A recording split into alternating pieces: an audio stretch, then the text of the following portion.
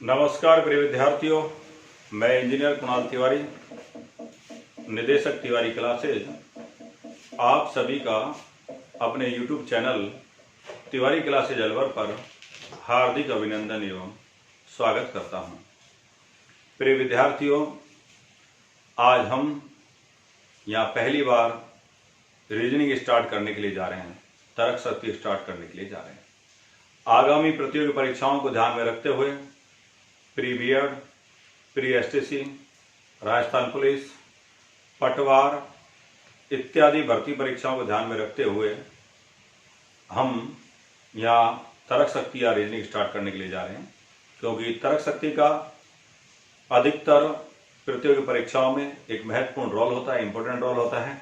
तो आते हैं, सीधी चर्चा करते हैं तर्क शक्ति या रीजनिंग। तो प्यारे बच्चों, तर्क शक्ति अगर इसकी हम बात करें तो अंग्रेजी में से बोलते हैं रीजनिंग। रीजनिंग जो शब्द है यह अंग्रेजी भाषा के रीजन शब्द से बना है, और रीजन का मतलब होता है कारण। तर्क जो शक्ति शब्द है वो अंग्रेजी भाषा के रीजन शब्द से बना है, और रीजन का मतलब होता है कारण।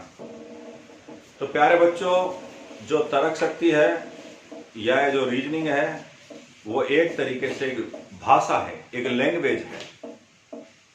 जिस भाषा में या एक लैंग्वेज जैसे हिंदी होती है, इंग्लिश होती है, ऐसे ही तर्क शक्ति या रीजनिंग एक भाषा है, और इस भाषा को हमें ध्यान से समझना है। दूसरी बात यह हो सकता है कि आप इसे पहली बार पढ़ रहे हो, तो इसलिए आपको ऐसा लग रहा होगा कि हम तर्क शक्ति जो भाषा है पहली बार पढ़ते हैं। नहीं प्यारे बच्चों, ये जो भाषा है बहुत पुरानी भाषा है, और तर्क शक्ति के जो क्वेश्चन है वो आपके इर्द गिर्द हमेशा घूमते ही रहते हैं। तो तर्क शक्ति क्या है भैया, कि किसी विषय, मुद्दे, घटना पर व्यक्ति के द्वारा तर्क सहित, कारण सहित अपने विचार व्यक्त करना ही तर्क शक्ति कहलाता है। तो देखो भैया, अलग अलग विषय मुद्दे होते हैं, अलग अलग विषय मुद्दों पर अलग अलग लोगों की राय होती है।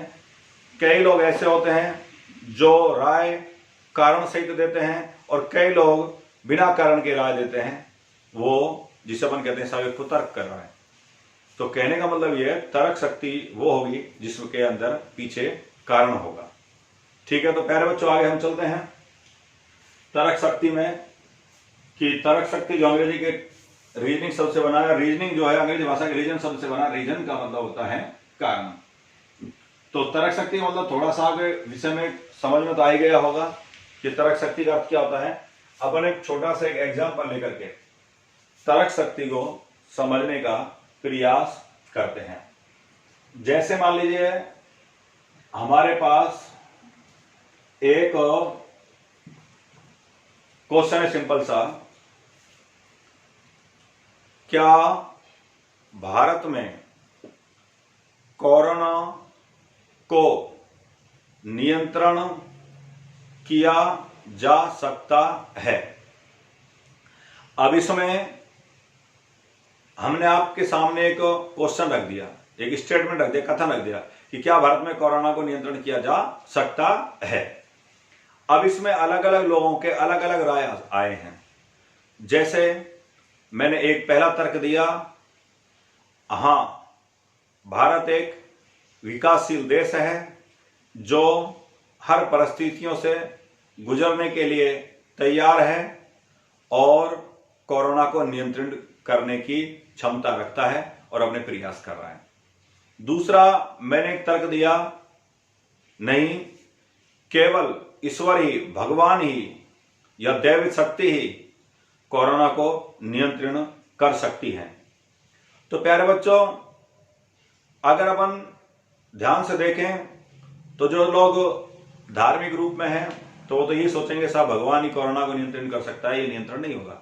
लेकिन वास्तव में ये जो तर्क है ये कमजोर तर्क है, दुर्बल तर्क है, इसको रीजनिंग में कोई जगह नहीं दी जाएगी। हाँ, भारत एक विकासशील देश है, इसके प्रति वो प्रयास कर रहा है और नियंत्रण करने की पूरी क्षमता रखता है, करने के प्रयास भी कर रहा है। तो एक मजबूत तर्क हो गया।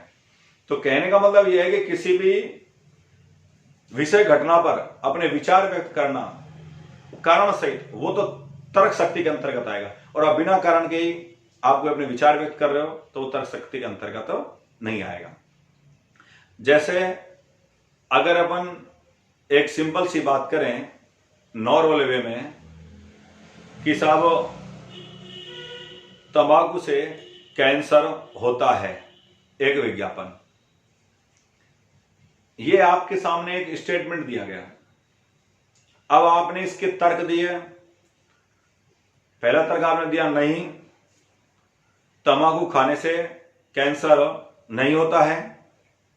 दूसरा आप देते हो कि साहब कि तंबाकू नहीं खाने से स्वास्थ्य में सुधार होता है। तो अगर अपन इन दोनों बातों की बात करें तो दोनों ही दुर्बल तर्क हो गए एक तरीके से कि साहब तंबाकू नहीं खाने से स्वास्थ्य में सुधार होता है। ऐसी कोई बात नहीं है कि तंबाकू नहीं खाओगे तो स्वास्थ्य में सुधार होगा।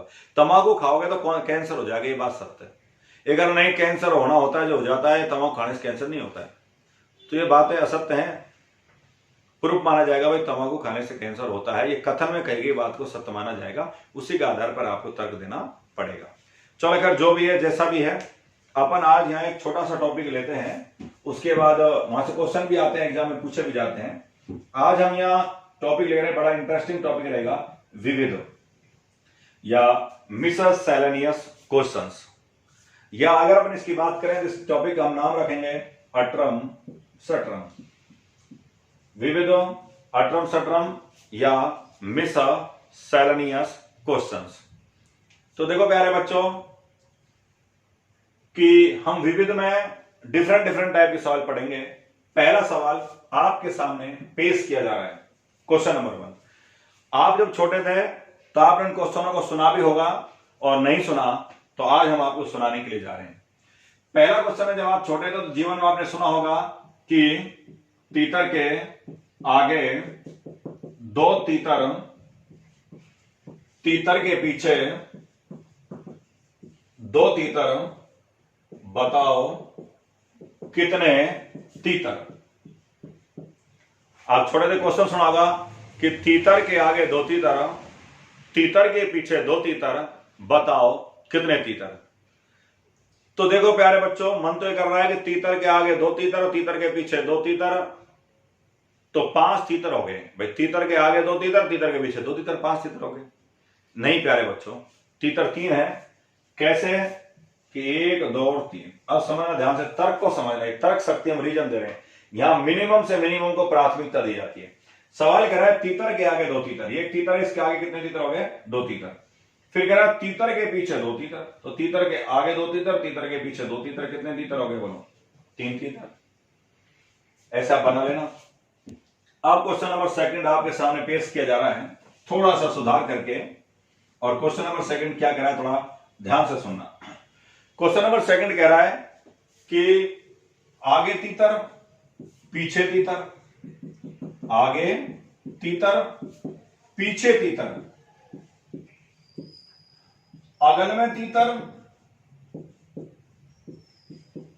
कॉमा बगल में तीतर, बताओ कितने तीतर। आगे तीतर, पीछे तीतर, अगल में तीतर, बगल में तीतर, बताओ कितने तीतर। प्यारे बच्चे आप सोच रहे होंगे कि आगे तीतर, पीछे तीतर, अगल में तीतर, बगल में तीतर, तीतर हो गए 4। गलत बात, तीतर अभी भी 3 ही है। देखो कैसे, 1, 2 और 3। तो प्यारे बच्चे सुनो, आगे तीतर, आगे तीतर, पीछे तीतर, अगल में तीतर, और ये इसके बगल में तीतर।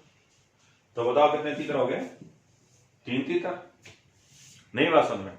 अरे आगे तीतर, पीछे तीतर, अगल में तीतर, ये इसके बगल में तीतर, तीतर अभी भी कितने बोलो? 3 तीतर। चलो वेरी गुड। आगे हम क्वेश्चन नंबर 3 की बात करते हैं।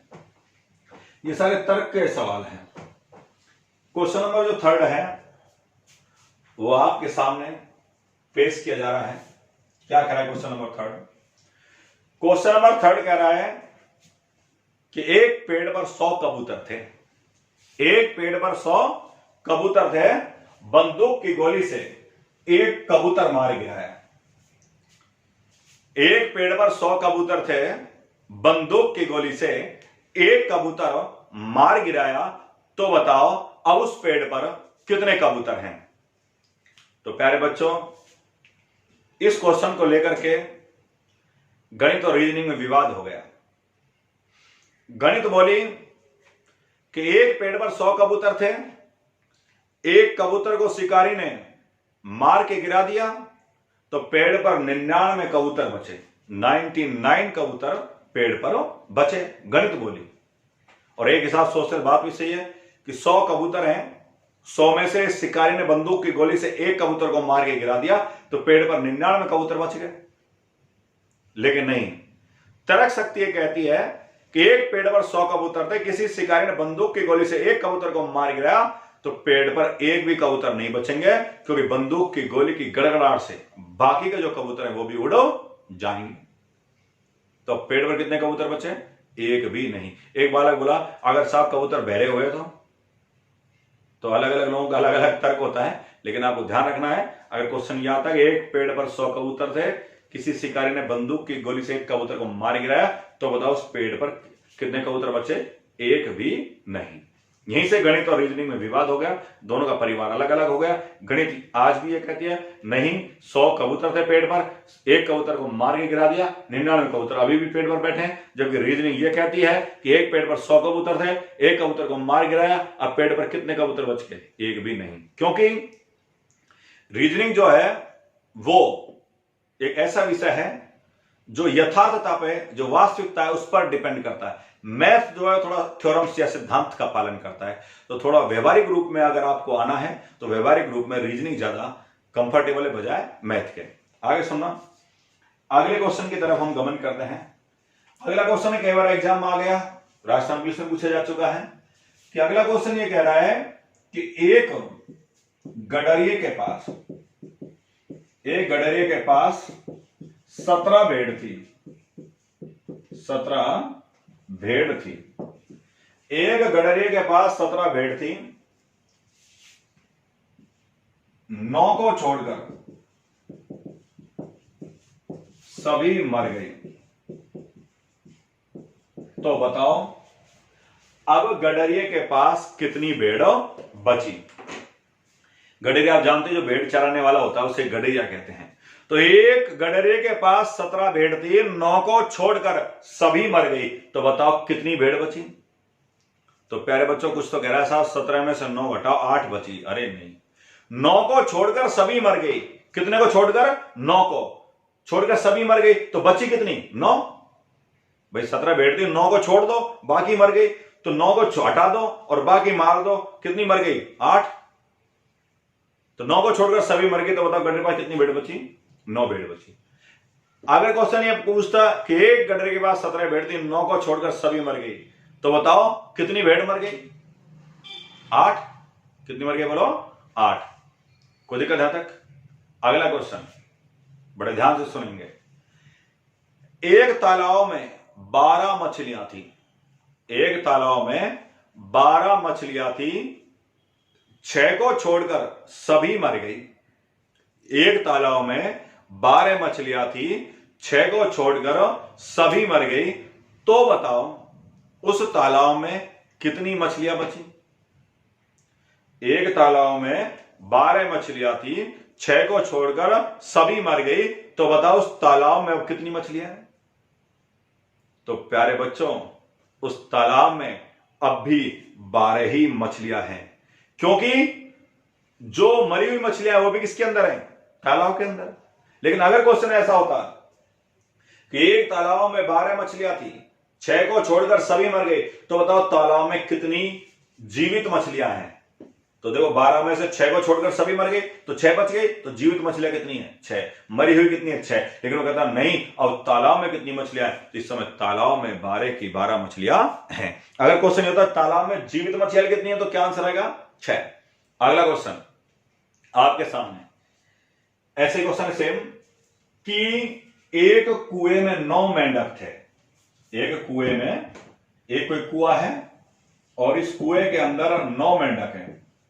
9 क्या बोलो?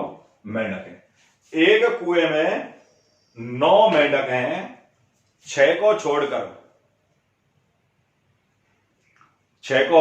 छोड़कर सभी मर गए। एक कुएं में 9 मेंढक थे, 6 को छोड़कर सभी मर गए, तो बताओ कुएं में कितने मेंढक बचे? तो देखो भाइयों, इस समय कुएं में 9 की 9 मेंढक हैं, क्योंकि एक कुएं में 9 मेंढक थे, 6 को छोड़कर सभी मर गए, तो बताओ कुएं में कितने मेंढक हैं? तो इस समय कुएं में 9 की 9 मेंढक हैं, क्योंकि मरे हुए मेंढक भी किसके अंदर है? कुएं के अंदर। लेकिन अगर क्वेश्चन ये होता कि एक कुएं में 9 मेंढक थे, 6 को छोड़कर सभी मर गए, तो बताओ अब कुएं में कितने जीवित मेंढक हैं? तो इस समय कुएं में जीवित मेंढक कितने बोलो? 6, और मरे हुए 3, क्योंकि 6 को छोड़कर सभी मर गए, तो 6 को तो छोड़ दो और बाकी मर गए, तो कितने मर गए? 3 मर गए। ओके, तो कुएं में अभी भी 9 मेंढक हैं। इसके अलावा अगला क्वेश्चन आपके सामने पेश किया जा रहा है। ये छोटे छोटे सवाल है भैया, यहां से राजस्थान पुलिस, एसएससी, रेलवे और एसटीसी, बीएड में पहले क्वेश्चन पूछे जा चुके हैं। एक दो क्वेश्चन आ जाते हैं, तो थोड़ा सावधानी से ही समझने का प्रयास करेंगे। अगला क्वेश्चन आपके सामने क्या कहता है? अगला क्वेश्चन कि एक पेड़ पर 100 नारंगियां थी। एक पेड़ पर 100 नारंगियां थी। तेज हवा चलने के बाद 99 नारंगियां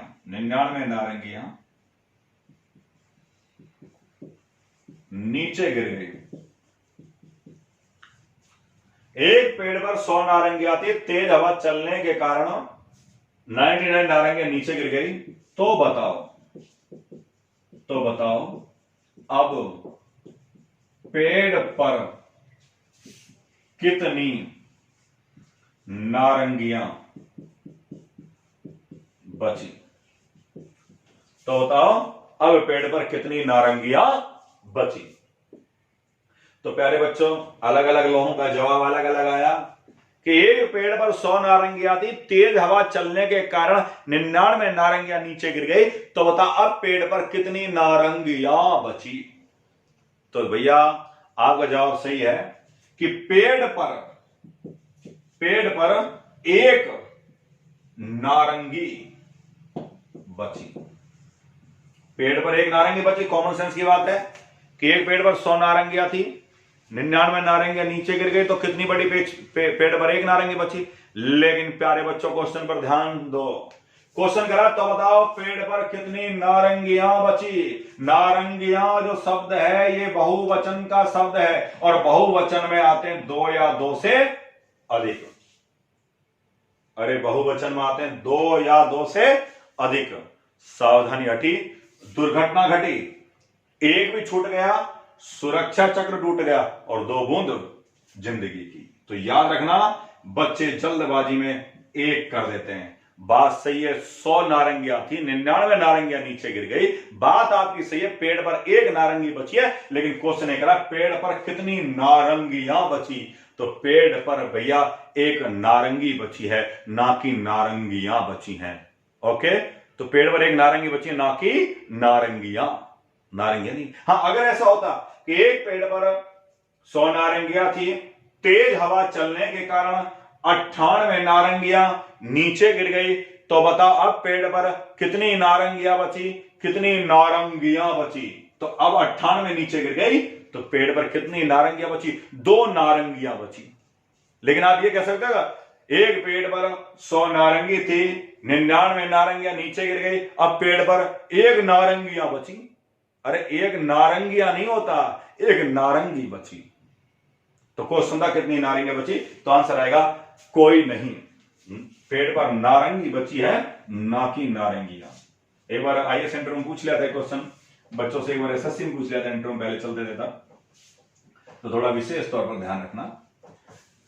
आगे सुनेंगे, अगला क्वेश्चन आपके सामने पेश किया जा रहा है, तो थोड़ा ध्यान से संभालेंगे। क्या कहता है अगला क्वेश्चन आपके लिए? अगला क्वेश्चन क्या कहता है, थोड़ा ध्यान से समझने की कोशिश करें। कई बार पेपर मालिया, बैंक पीओ तक पूछा जा चुका है। एक परिवार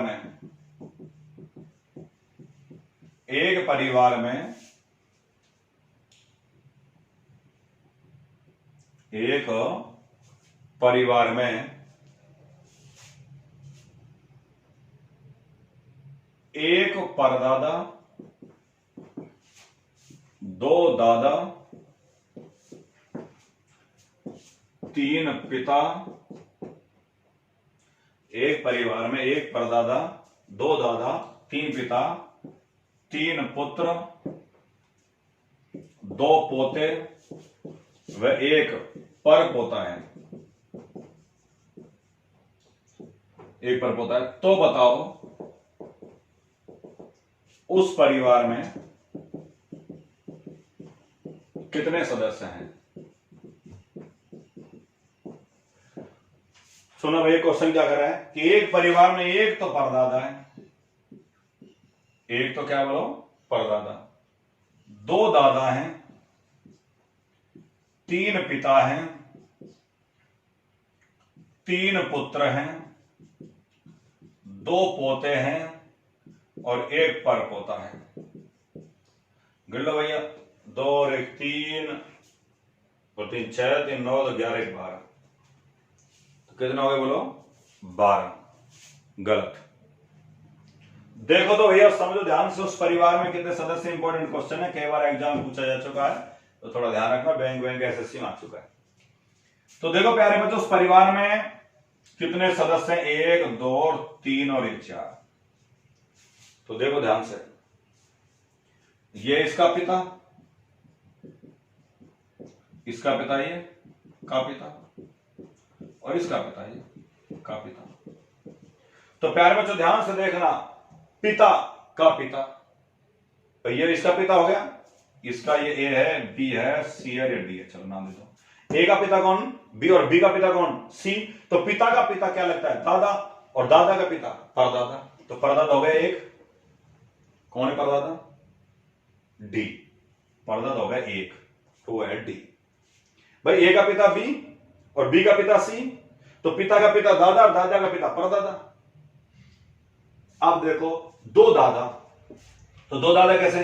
ए का दादा सी और बी का दादा डी, और ए का दादा कौन हो गया? सी, और बी का दादा डी।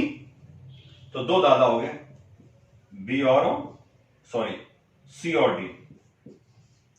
सी तो दादा हो गया ए का, तो ए का पिता बी और बी का पिता सी, पिता का पिता दादा, और डी दादा हो गया बी का पिता सी और सी का पिता डी, तो दादा। तीन पिता हो गए, ए का पिता बी, तो एक पिता होगा बी किसका? ए का, दूसरा पिता सी और तीसरा डी। पिता कौन नहीं बना अभी तक? ए। तो तीन पिता हो गए, बी सी और डी। तीन पुत्र, डी का पुत्र कौन? सी, और सी का पुत्र बी, और बी का पुत्र ए। पुत्र कौन नहीं है अभी किसी का? इस समय परदादा किसी का पुत्र नहीं है, वैसे तो किसी का होगा पर यहां नहीं है। दो पोते, अब दो पोते देखो, डी का पोता बी, अरे एक छोड़ के बाद पोता आता है, तो डी का पोता बी और सी का पोता ए, और एक पर पोता, तो डी का पोता बी और बी का बेटा ए, तो एक पर पोता हो गया ये ए। तो कितने सदस्य हो गए टोटल? 4 सदस्य हो गए। समझ में आ गया तो ठीक, एक बार बना लेना, समझ में आ जाएगा। क्वेश्चन इंपॉर्टेंट, थोड़ा ध्यान रखना। कोई दिक्कत? इसको हटा दिया जाए, चलो वेरी गुड। अब आगे चलते हैं अपन, इसमें आगे क्या कहते हैं। अगला क्वेश्चन आपके सामने पेश किया जा रहा है, थोड़ा सा लॉजिकल सवाल है, आपको थोड़ा अच्छा भी लगेगा, ऐसी कोई खास बात नहीं है, पर अभी अपन अगले सवाल की तरफ गमन करते हैं। तो देखो प्यारे बच्चों, अगला सवाल क्या कहता है कि एक 3 मीटर का कपड़ा है, एक 3 मीटर का कपड़ा है, उसे 3 बराबर भागों में काटने के लिए उसे 3 बराबर भागों में बांटना है, तो बताओ उसे कितनी बार काटा जाएगा। एक 3 मीटर का कपड़ा ये ए भी कोई कपड़ा है 3 मीटर का, इसे 3 बराबर भागों में काटना है। तो जब हम इसे 3 बराबर भागों में काटेंगे तो 1 2, ये 1 मीटर, ये 1 मीटर और ये 1 मीटर, कितनी बार कट गया? 2 बार काटना पड़ेगा। अरे एक बार एक कट, एक बार एक कटा, तो अपना आप कट गया। ओके, तो एक छोटा सा क्वेश्चन ये हो। अगला क्वेश्चन आप सुनेंगे, ये तो नॉर्मल क्वेश्चन है कि एक 10 मीटर का कपड़ा है। कितने मीटर का बोलो? एक 10 मीटर का कपड़ा है, उसे एक 10 मीटर का कपड़ा है, उसे 5 बराबर भागों में काटना है। तो बताओ कितनी बार काटना पड़ेगा? तो भाई 10 मीटर कपड़ा है, 5 बराबर भागों में काटेगा तो एक भाग कितने का होगा बताओ? चलो वेरी गुड, 2 मीटर का। एक भाग 2 मीटर का हो गया, तो उसे कितनी बार काटा जाएगा? ये लो, ऐसे ले लो, ये 10 मीटर का कपड़ा है, इसके 5 भागों में काटना है, तो प्रत्येक बराबर भाग आ जाएंगे 2-2 मीटर के। भाई एक भाग से काट दिया 2 मीटर का, ठीक है, एक भाग काट दिया 2 मीटर का। 4 और 1 2, 6 और 1 2, 8 और 1 2, अपने बच गए 10। कितनी बार काटा? 1 बार, 2 बार, 3 बार और 4 बार।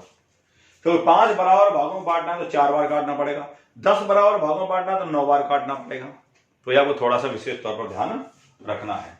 कोई दिक्कत बताओ इस क्वेश्चन में? कोई दिक्कत हो तो चलो वेरी गुड, नो प्रॉब्लम।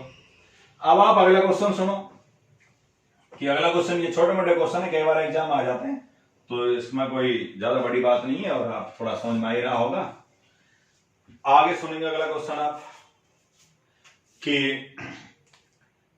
अगला क्वेश्चन ये कहता है कि एक पार्टी में 10 मित्र थे। एक पार्टी में 10 मित्र थे, प्रत्येक एक दूसरे को उपहार देते हैं। प्रत्येक एक दूसरे को उपहार देते हैं। तो बताओ उस पार्टी में कुल कितने उपहारों की आवश्यकता पड़ेगी? उपहार का मतलब गिफ्ट। क्वेश्चन दोबारा फिर सुनेंगे कि एक पार्टी में 10 मित्र थे, प्रत्येक एक दूसरे को उपहार देते हैं। तो बताओ उस पार्टी में कुल कितने उपहारों की आवश्यकता पड़ेगी? एक पार्टी में 10 मित्र थे, प्रत्येक एक दूसरे को उपहार देते हैं। तो बताओ उस पार्टी में कुल कितने उपहारों की आवश्यकता पड़ेगी?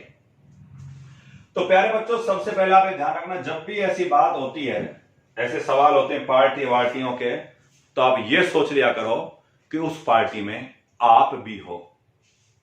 जैसे एक पार्टी में 10 मित्र थे, तो सोच लेना उन 10 में से एक आप भी हो। मैं भी सोचूंगा उन 10 में से एक मैं भी हूं। तो एक पार्टी में 10 मित्र हैं टोटल ओवरऑल, और एक पार्टी जो है उसमें 10 मित्र है, उसका समय निर्धारित कर दिया भाई शाम को 6 बजे इंजीनियर कुणाल तिवारी क्लासेस 42 मोती डोंगरी पर पार्टी है, और केवल 10 लोगों को इनवाइट किया है टोटल। तो प्यारे बच्चों, आप अपने घर से चलोगे तो पार्टी में जा रहे हैं, तो चलो गिफ्ट लेके चलोगे, चलो कुछ गिफ्ट लेके चलते हैं। अब आप मुझे ये बताओ, एक पार्टी में टोटल 10 मित्र हैं, एक आप हो, आप जब अपने घर से चलोगे तो कितने गिफ्ट लेके आओगे? चलो वेरी गुड, 9 गिफ्ट लेके आओगे, क्योंकि एक तो खुद आप हो ही और आपके अलावा 9, तो 9 गिफ्ट लेके चलोगे आप। मैं कितने लेके आऊंगा उस पार्टी में? 9 गिफ्ट। हर एक जो दोस्त है, मित्र है, वो कितनी कितनी लेके आएगा? 9 गिफ्ट लेके आएगा। ऐसा तो है नहीं साहब वो 10 गिफ्ट लेके आएगा, एक गिफ्ट खुद को भी दे लेगा वो। भाई पार्टी में 10 मित्र हैं, एक गिफ्ट खुद को दे लेते, ये लो साहब बहुत बहुत शुभकामनाएं, कांग्रेचुलेशन। ऐसा नहीं होगा। वो ये हर आदमी 9 गिफ्ट लेकर के आएगा, मैं 9 गिफ्ट लेकर के आऊंगा, आप भी 9 गिफ्ट लेकर आओगे, खुद को गिफ्ट नहीं देता। पार्टी में टोटल आदमी कितने बोलो? 10, एक आदमी कितनी गिफ्ट लेकर आए? 9, तो टोटल कितने उपहारों की आवश्यकता पड़ेगी? 90। बात नहीं आई समझ में? चलो और एक क्वेश्चन और लेते, नहीं आई तो अगला क्वेश्चन क्या कह रहा है कि एक पार्टी में छोटा लेते हैं, 5 मित्र थे। एक पार्टी में 5 मित्र थे, प्रत्येक एक दूसरे को उपहार देते हैं। तो बताओ उस पार्टी में कुल कितने उपहारों की आवश्यकता पड़ेगी? अब मान ले 5 मित्र एक पार्टी में, इनका नाम है A B C D E और ई। चलो 5 हो गए, ए बी सी डी। प्रत्येक एक दूसरे को उपहार देते हैं। एक दूसरे को उपहार का मतलब ए देता है बी को तो बी देता है ए को, बी देता है सी को, सी देता है तो बी को। ये जब सभी एक दूसरे को उपहार दे रहे हैं तो लेके क्यों आ रहा है? बात तो बराबर है, तुमने मुझे उपहार दिया, मैंने तुमको उपहार दिया। केवल सम्मान की बात होती है, उसमें तो आप भी दिमाग लगा देते हो। आप तो हिंदुस्तानी और हिंदुस्तानी बड़े इंटेलिजेंट आदमी होते हैं, अलवर के तो और भी ज्यादा इंटेलिजेंट होते हैं। वो तो ऐसे हरामी होते हैं, पार्टी में जाएंगे और गिफ्ट लेके आएंगे और ये सोच के लेकर के आएंगे कि और आदमी जो गिफ्ट ला रहा है 10-10 रुपए की, तो तुम्हारे घर से 5-5 की लेके चलोगे। और कई तो इतने हरामी होंगे, एकदम ऐसी पैकिंग करके लेके आएंगे, सब गिफ्ट की बड़ी सुंदर सुंदर पैकिंग। बाद में पता चलेगा कि जब पैकिंग को खोल के छोड़े देखेंगे तो माल ही खराब निकल गया। तो थोड़ा विशेष तौर पर ध्यान रखा करो कि दुनिया में कहा भी जाता है अक्सर अच्छी पैकिंग में माल खराब ही होता है। तो ये पैकिंग पर ध्यान मत दो, आप गिफ्ट उपहारों पर ध्यान दीजिएगा। कि ए नाम का एक व्यक्ति है, टोटल 5 व्यक्ति हैं, A B C D E. ए जब अपने घर से चलेगा तो कितने लोगों के लिए गिफ्ट लेकर के आएगा? 4 लोगों के लिए, बी सी डी और ई के लिए। तो एक 4 गिफ्ट लेकर आएगा। ये जो बी है ये कितनी गिफ्ट लेकर आएगा? ये भी 4 गिफ्ट लेकर आएगा, क्योंकि बी खुद को तो देगा नहीं, ए को देगा, सी को, डी को, ये भी 4 गिफ्ट। सी भी 4, डी भी 4, ए भी 4। तो आदमी कितने बोलो? 5। एक आदमी कितने लेकर 4, तो टोटल गिफ्ट कितनी हो गई? 20। तो 5 चौके 20। तो बताओ कोई दिक्कत इसमें? यहां तो कोई दिक्कत परेशानी हो तो बताओ। इसके अलावा आपसे हम आगे एक क्वेश्चन और 1-2 क्वेश्चन मैं आपके लिए थोड़ी घर की एक्सरसाइज के लिए दे रहा हूं, और आपको उन सवालों का जवाब देना है घर से। जब हम कल आपकी क्लास लेंगे तो कल की क्लास में उस क्वेश्चन का हम डिस्कशन करेंगे। लेकिन उससे पहले एक सवाल आज के लिए आपके लिए, नंबर 1 पहला सवाल सुनिए बड़े ध्यान से। थोड़ा बड़ा सवाल है, इंटरेस्टिंग है। एक महिला किसी दुकानदार के पास गई। एक महिला किसी दुकानदार के पास गई, उसने 200 रुपए का माल खरीदा तथा 1000 रुपए का नोट दे दिया। अब ये मत बोला सर 1000 रुपए का नोट तब चलता ही नहीं है, ये पुराना सवाल है जब 1000 का नोट चला करता था। तो एक महिला किसी दुकानदार के पास गई, उसने 200 रुपए का माल खरीदा तथा 1000 रुपए का नोट दे दिया। किसको? दुकानदार को। दुकानदार के पास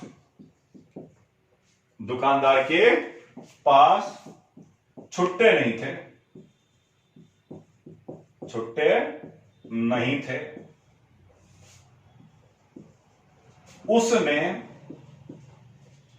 उसने पास वाले, अगल बगल में नहीं होते क्या, पास वाले दुकानदार से 1000 रुपए के छुट्टे ले लिए। उसने 200 रुपए का माल तथा 800 रुपए महिला को दे दिए। भाई सीधी सी बात है, महिला ने 1000 का नोट दिया, 200 रुपए का माल था, तो वह खुदगन छुट्टा ना, बगल वाले से छुट्टा लेकर के आ गया, भाई 1000 के छुट्टे देना, उसने 100 पे पकड़ा दिए, ये ले 10 नोट। तो भैया 800 रुपए तो खुद ने अपने पास रख ले, 200 रुपए का जो सामान था महिला को दे दिया। महिला अपना सामान लेकर चली गई। उसने 200 रुपए का माल तथा 800 रुपए महिला को दे दिए और महिला चली गई। कुछ समय बाद पता चला कि